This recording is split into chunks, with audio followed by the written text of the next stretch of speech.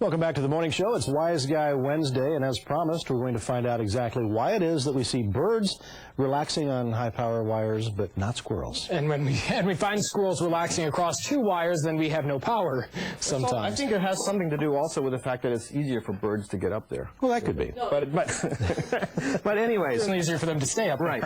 So we talked about circuits last time, and we explained how you need to have a place for the electricity to start out and also to end up. So you really need to touch two pieces of an electrical circuit before current will flow through you. Okay. So what a bird will do, and what I have here is I have a little gizmo that's going to give us a nice high voltage across these two pretend power lines which are laying across the top. They're just aluminum bars. So I'm going to turn that on. Then I'm going to crank this voltage up, and you can see the right-hand needle says we're at 100 volts now, and now we're at 200 volts, and I guess we'll bring it up to 300. It's a little dangerous. That's nice. But Robert doesn't mind. Okay, and you have to wear Elton John glasses, evidently. This is the only ones I can find. Will it make my hair stand up if I make the connection? We can find. Ooh, that was pretty good. Woo!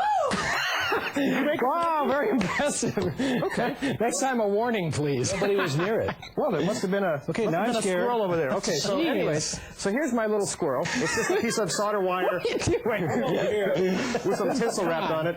And if I touch one side of this thing, nothing happens. If I touch the other side of this thing, nothing happens. But if I touch both of these things, let's see what happens to the squirrel.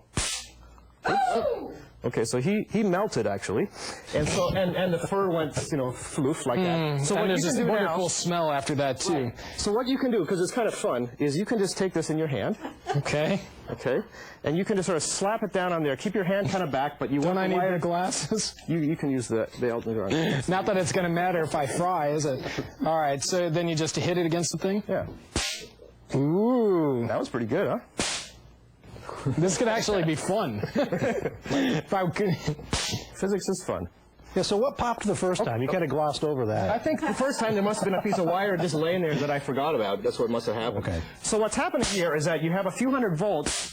Okay, we should probably turn this off. We have a few hundred volts on each one of these metal bars up here. Yeah. And these things are capacitors, and they contain a lot of charge. That means that you can get a lot of current flowing when you need it.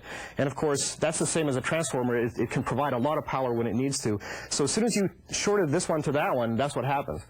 And so whenever you short out, a power source like that, something bad happens. That's why people's houses burn down in the winter if they short things out and stuff like that. Sure. Now, did the meter bounce when we were hitting this? Oh, definitely. The meter bounced big time. Okay. So, of course, I asked this question last week. I got good answers from Will, as usual. And several other people got T-shirts for sending the correct answer about the bird. And so next week, I want to talk about a way that electricity can flow without any wires at all.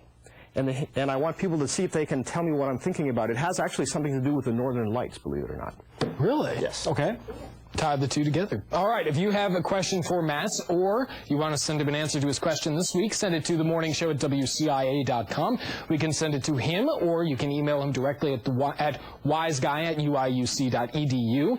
Leave a message on the Morning Show feedback line, 373-3650 or 3661, or you can go online to wiseguy.net. I'm getting braver. I'm standing close to this thing again. Yeah, because it's off, Robert. Yeah. Again?